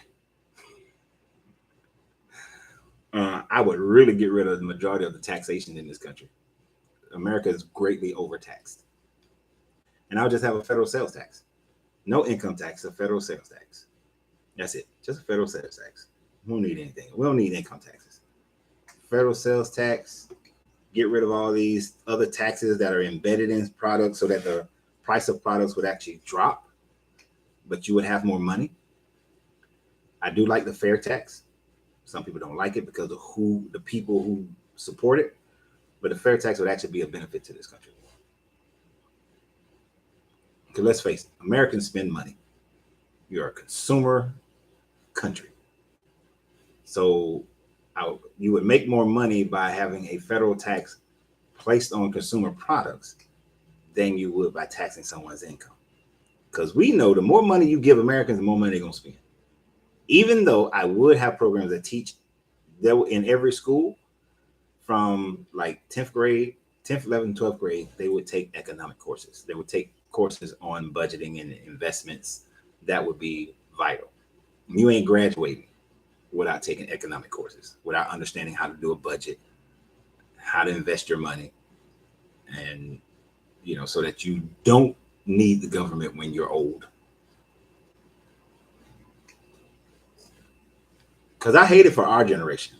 If you're my age, if you're 50 and close enough to that, I'm 51. If you're close enough to my age, we are that in-between generation. Our parents worked 20, 30, 40 years for the company, get the gold watch, retired. Your company got a retirement, you got your Social Security, you're pretty decent. Like my mom lives a pretty decent retired life. Okay. My dad, his retired life, well, he never retired. He worked until he got too sick to work because he can't imagine not working. And then he got too sick to work and then he passed away. My grandfather the same way.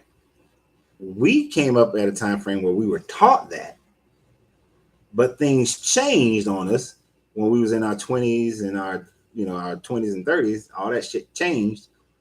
And now, like when I got out of Marine Corps in 99, and that lady, when I was getting out going through the transition program, she said, you will have 6 careers before you retire. I was like, what? Are you crazy? I'm going to get one job and I'm going to be there the whole time. And then after that, I'm going to start my own company. I'd be damned that lady wasn't right. It wasn't quite 6, unless you count each company that I started. But shit. That's how things changed. Things are different now. So I would create we got to get people back into investing for themselves. Investing is the only way that you're going to make money, that you're going to be able to take care of yourself. You got to build your investment portfolio. That's why I got my kids putting $200 a month into a Vanguard S&P fund. $200 a month. By the time they are 60, they'll have at least $1 million or $2 million in those accounts. And you got to start something like that when you're young. If you're trying to do something like that now, and I'm not a financial manager, say that right off the bat. Trying to do that now, man, you got to be dropping like $3,000-$4,000 a month in that joint for the next 20 years for you to be able to retire. And I know most people can't do that. This is shameless plug. This is why I created the page In and Out to Legacy Business. Because on there, I did talk about one video where I sold some bees. It weren't exactly this one. I sold some bees during that Black Panther movie, made $12,000 in 8 weeks. And that's profit. Profit, y'all. If y'all paying like $20, $30, $50, $60 for these beads, you can go to Alibaba and find these goddamn beads, and you can get them for like $1.50, 90 cents. And you can turn around and flip them things for like $12. I sold them for $12.99. You can flip them for $12.99. That's hella margin. Hella margin. All these things. Now, most of the time, though, you got to buy high quantity. I had to buy 1,000 bees a pop. So I had to buy 1,000 of them a pop. But you can find things that you don't have to. But that's on In and Out to Legacy Business. Go and like that page, as well as Really Did You Know? Go and like those pages. Oh, it's 12:03. I'm gonna tell y'all a personal secret. Have y'all noticed the camera angles are a little bit different today?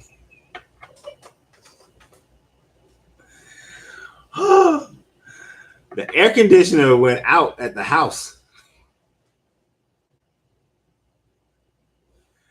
And it was like 86 degrees in the house. And our house is 3 levels. So, of course, the bedrooms are, and it's an older house. So the bedrooms are all on the top level. It was hot. So we got up in the middle of the night because it was too goddamn hot.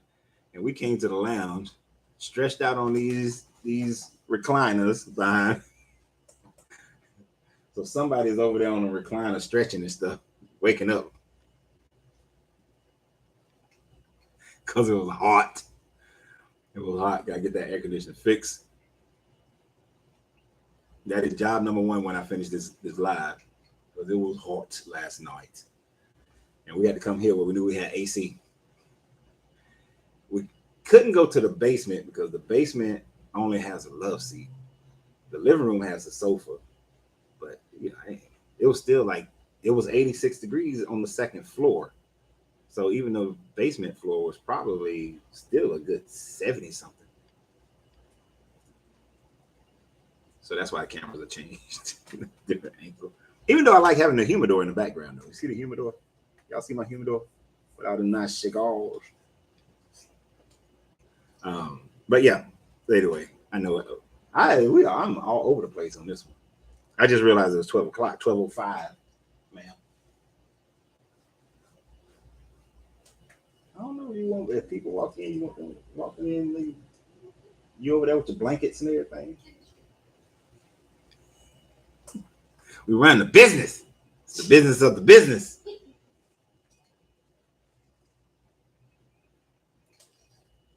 But anyway,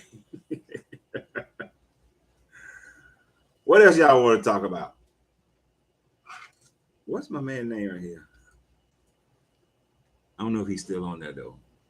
Oh, bro, I can say Al Najib, but your first name, Al Abdul Abdel Rahim. Abdel Rahim? Abdel Rahim. Am I saying that right? Abdel Rahim. I like to say people's names right. If you're still on there, Abdel Rahim, I think I'm saying it right. If I'm saying it wrong, please correct me. What do you think about the Abrahamic family building that they did in the United Arab Emirates? As far as having the three Abrahamic religions build facilities in the same space. What do you think about that? I'm curious. I haven't talked to, I'm going to assume, I could be completely wrong, that you might be Islamic. If you're not, my apologies, because I'm just basing it purely on your name. But if you are, what do you think about them building that? Can't sleep when it's hot. I use a fan and the air conditioning. We had the ceiling fan on, but it was so goddamn hot, it didn't matter.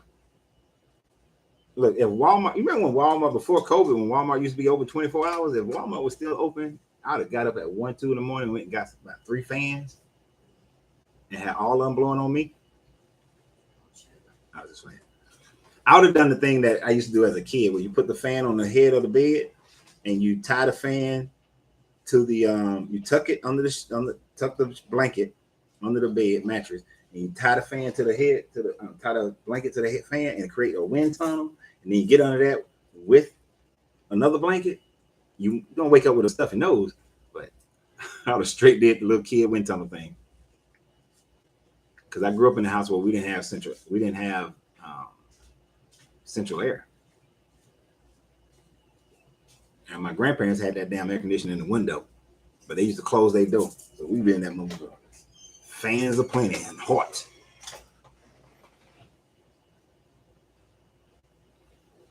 I chose to listen to your knowledge. My brother had to get away from my family. They are mad because I'm not celebrating. You know what? That's a good conversation, James. Let's have it. I'm not selling the 1776 Declaration of Independence. You grew up with a swamp cooler? Is that when you take the fan and you put some ice in a bucket or something like that? In a cooler, and you blow that air over the ice?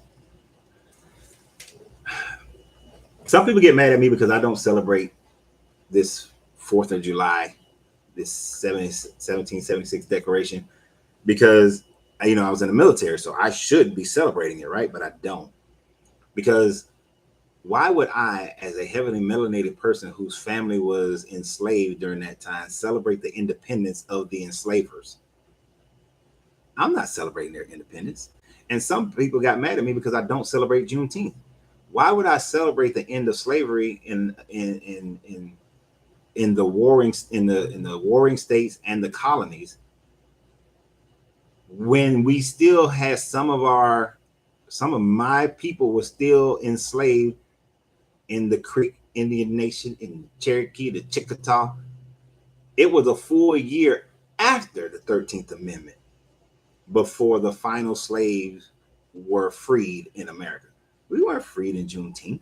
June 19th, was that 1865, 66? Wasn't the end of slavery. That was not the end. But see, we don't want to talk about the fact that them so-called five civilized tribes were still had uh, African black slaves. And I want some of them people who are always trying to say that, oh, we native, we indigenous. Think about it now. Your native indigenous ass was enslaving my African ass. So that means we all don't look alike. We all didn't look alike. And I admit, the land that my family had in Carrollton, Georgia, is because of the Creek Indian family members. If not for the Creek Indian family members, we would not have had the land that we had in Carrollton.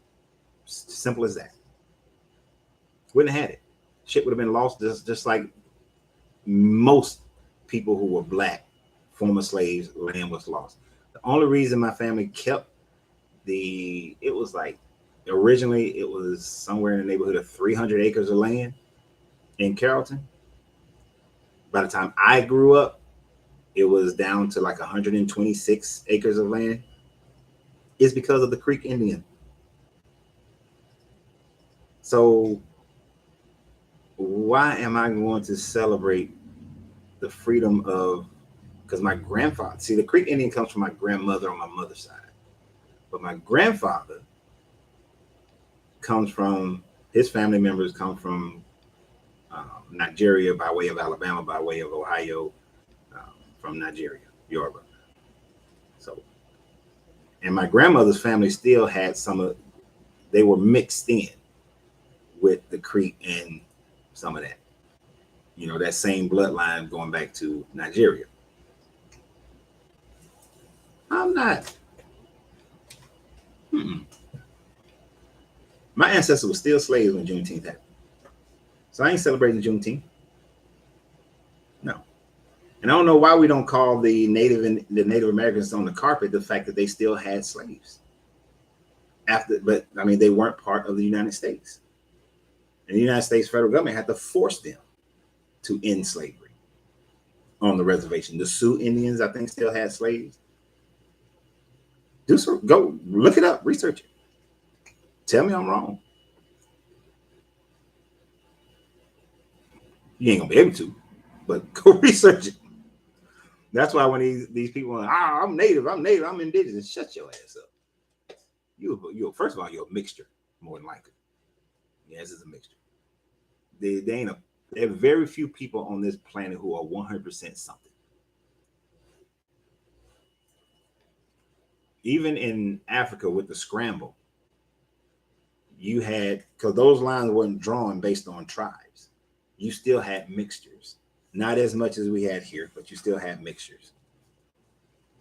So ancestry, if you live here, your ancestry mixed. You did the research on it, Debbie? Can we write? Mm-hmm. Let me because we got some lazy ass people. I got some lazy ass people who be coming on to these on my stuff, and it's like a Google search is foreign to them.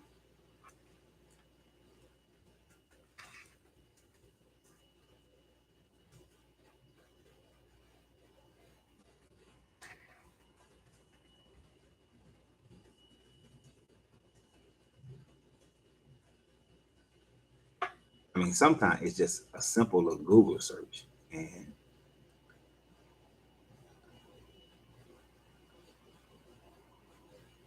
1866 is when the United States negotiated a treaty with the other four because the Creek Nation, they gave up theirs in 1863, Creek National Government.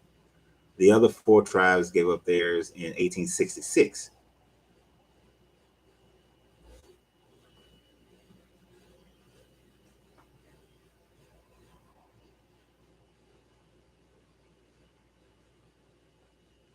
But let's see if we can get the names of those tribes that we tell.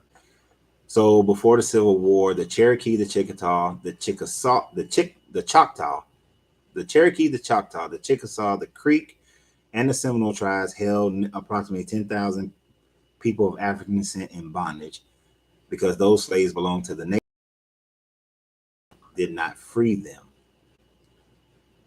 So they weren't freed until 1860. So the Cherokee gave up theirs in 1863. The rest of them didn't give up theirs until 1866. If they failed to comply with those terms, they would forfeit payments for land ceded to the United States by the same treaty.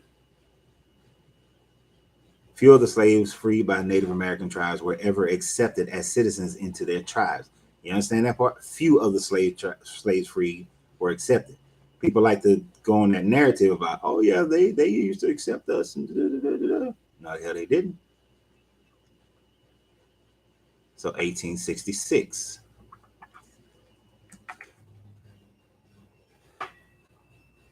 Let's see.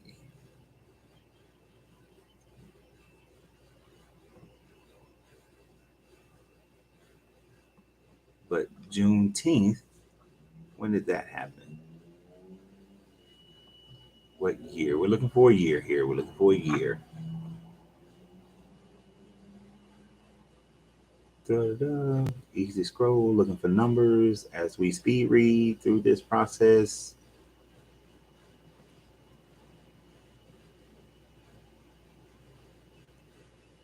How you gonna sit up here and have a whole goddamn thing about it, but not tell the history of it? This is a dumb page.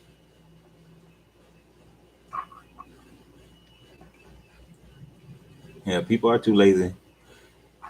And you just do a quality Google search. This is I'll ask a whole sentence in a Google search. Right. So Juneteenth was 1865. You still had I don't know. It didn't give a date as far as when in 1866 they were forced to give up their slaves, but at least 6 months to a year. 6 months to a year, the native tribes still held slaves. So I can appreciate Juneteenth in Texas, but since some of my family members were part of them Creek, nope, weren't freed until 1866. So I can't get down on Juneteenth. I guess I can do both because I do have some family members who would have been freed in Juneteenth, but none of them were in Texas though.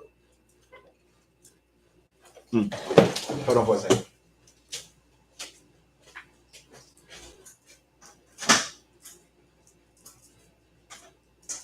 What up, man? Hey. I ain't got none. But what up, man? Wow, man.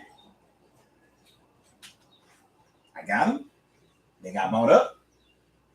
And they go. If they sell it that quick, you need to buy more than one box. Well, I'm restocking my whole humidor. So I'm only buying one box of everything, and then I replace it when it comes. Yeah. So you gotta be quick with it. Dang. Well, you have to. I guess everybody's smoking. More people are smoking that one right now because you, but because me. Yeah. Because it was going quick, and people were wondering why they were going so quick. You know what? Give me your number. All right. So that when they come in, that's I just call you. Yeah. Write it on there. My stuff is my YouTube and stuff is live right now. I want everybody to know your number. So when the next order of them come in, I'm gonna call you. All right. Now, if I call you and you don't come get them, it's my fault. It's your fault. All right. All right, man. Have a good one. Okay.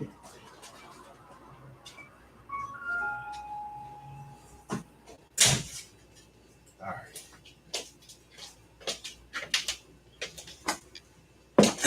keep ordering cigars for him, and he be waiting too long when they get bought up. I'm redoing my inventory. But yeah, so I don't penalize anybody for celebrating Juneteenth, but some of the verbiage around it, that it was, the last people held in slaves, but it's the last one held as slaves in the United States were free, but not all of us. So I usually don't go for all or none situation, but that's one of those all or none situations for me. If we all weren't free, nope, not going for it at all.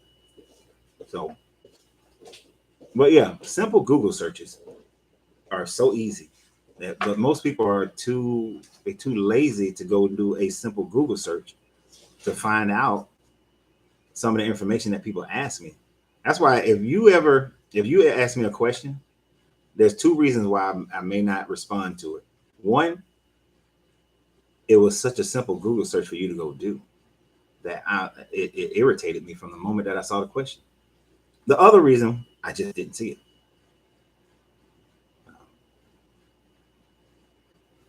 So, and Google searches are not that hard. And then once you search it, you got to scroll through. You got to validate where the information is coming from. Wikipedia is decent on some basic information, but then you got to go further than that. You got to keep scrolling down, and look at other information. Check other articles, check other sources. Go to page 2. If there is a page 2, go to page 2, go to page 3, go to page 10. Just until you get a good cross section of information from a and they're reputable. But search deep. Don't do the shallow shit.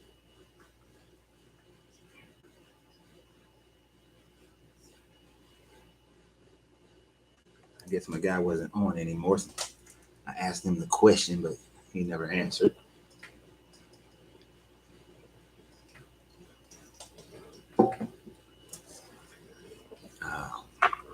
All right. Well, it's 12:22. Yep, you like to do it yourself?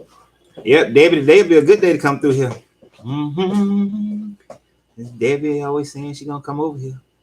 Today'll be a good day. Since you ain't celebrating it, today's like a good day. Mm-hmm. Y'all saw that pretty lady walk through the frame. She got her little blue dress on. She wear red, white, and blue. It's unlocked. I unlocked it. Macanudo Black came. You never see Macanudo Black because he usually come early. I'm trying to walk by out fast.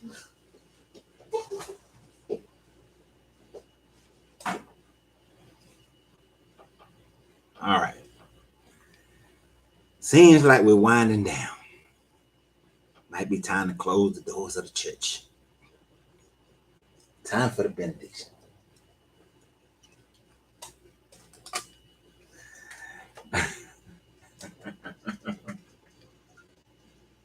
Before we go into the benediction, I want everybody to, once again, I haven't seen that increase that I was looking for on the pages of Really Did You Know. We've seen some increases, so I appreciate some of y'all who went over to Really Did You Know and joined that page. I've seen some increases on the page of In and Out to Legacy Business, which I'll probably shoot a video for that right after I'm done this one. I really appreciate those who've been over there, but I need more y'all to go over to those pages and like and subscribe to the pages.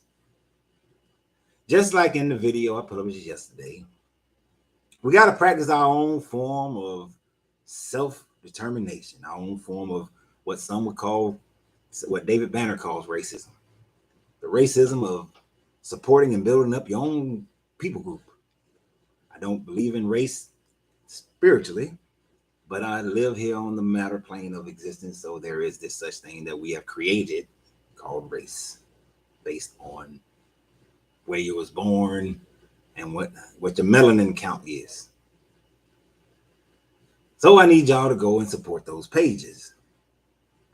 Now on those pages, if I get chances to shout out other people's pages and things of that nature, if I know about it, we're going to talk about those. If it coincides, we're going to talk about them. We're going to move forward.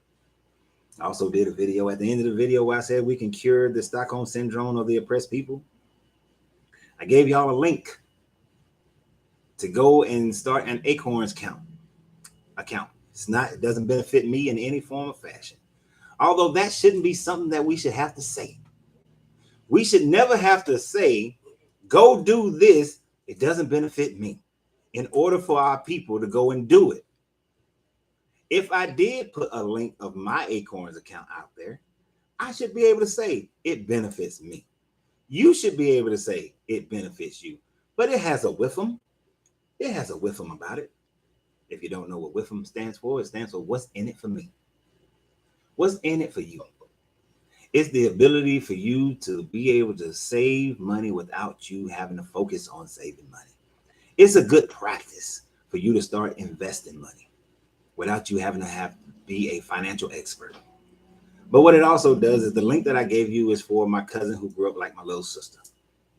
Big brothers always got to help out their little sisters. So go to that video, click on the link. If you can't click on the link, copy and paste the link and start your little Acorns account. It only costs you $5. You're going to waste $5 today. If I went to Starbucks, I would have wasted $5 because my baby coffee is way better than Starbucks. So I'm just saying, we got to start supporting each other, every last one. I appreciate you guys. You're on here. You support the channel. You share the channel. You share the videos. I appreciate that. That's it. That's for me. And I want you to do it for me. All right. Because the plan is to get because TikTok don't pay shit. But Facebook and YouTube, they pay enough. And I've reached those numbers where they start to pay me. I didn't even know it until somebody called me and said, hey, man, you need to monetize that damn Facebook page. Didn't even know it. Thank the person who told me that. Appreciate you, brother. But it benefits. And at a certain point, I expect both of them to be able to pay me enough where I don't have to be in here at all. We ain't going to be here after January next year anyway, because we moving to Puerto Rico. Y'all can have America. But mainland America. But we should not have this mentality where we don't want to support each other if there's something in it for the person who's promoting it. You go to McDonald's, you go to this restaurant, that restaurant, you go to Chinese place, you go get your hair and nails done, you go buy clothes. You supporting somebody, why not support each other? You know. And with the in and out to legacy business, on that channel, I need y'all to join it because I'm going to be asking people. That's the video I'm about to make on it. I'm going to be asking people if you are trying to build a business. I'm gonna interview you. We're gonna talk about it. If you're doing just an in and out thing, you know, found some. You know, some things are harder. When I did those bracelets for Black Panther movie, I was hitting a lick. That was a short term, make some money. I honestly only thought that I would probably make about $1,000. You can imagine my shock and happiness when I made $12,000, right? So, and I parlayed part of that $12,000 to be able to move it wasn't supposed to be a move because I didn't think I was going to shut down the other shop, but to open up another popcorn shop in what's that little stink mall that I opened up here, South DeKalb Mall. But part of that money went to go open up a popcorn shop in South DeKalb Mall. You see what I'm saying? So some of y'all are going to be working on things like that. I'm going to interview you. I'm going to use the little Zoom thing. I'm going to interview you. We're going to talk about it. We're going to discuss it. We're going to talk about how to build it. You know, what you need to do on your social medias and other ways that you can get out there, pop-up shows, whatever. But it depends upon what it is. If you want to move to Africa, because Africa is a great place. Most African nations right now are great to go and start a business. Great. But you got to go over there to start a business. It's not in a point where we can just go over there and get a job. Most people ain't going over there to get a job. You got to have a business or you work from home type situation. Like my man who's an artist, who was that? Jeremy, I think, said he's an artist. He can work from anywhere. If you're a digital creator, you can work from anywhere. You know, but I want to be able to promote other people's pages, other people's sites, all that sorts of thing. And those videos will be shared on all my other channels because I want if you combine all my channels together, it comes out to somewhere around almost 50,000 people. I want all of them. It ain't a lot of people, but hell, we don't know who those people know and what may spark off of that. Because if some of y'all who've been with me for a while, y'all know I had 32 subscribers on YouTube. And then I was just being a friend to Kevin. Next thing you know, I'm at 3,000. Well, next thing you know, I was at 1,000. And then I was at 3,000. And then I took a break from YouTube for a while. And then when I got started again, now we're up to almost 8,000 on YouTube. Got 13,000 plus on Facebook and almost 27,000 on TikTok, and only about 5,000 on Instagram. So we doing a little something. You know, I'll do what I can to help people get out there, but that's what In and Out to Legacy Business is about. So go join the goddamn on page. All right. It's good for me, it's good for you. And we grow these things. We grow business. And then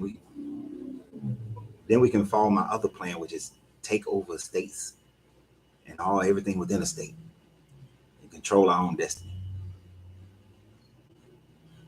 So with that, I'm gonna end it so I can make these other videos for these other humans start showing up. All right, so y'all have a great day. Remember, you have to free yourself to be yourself because your greatness is non-negotiable. Good journey, good vibrations. And we are out. As I shut down all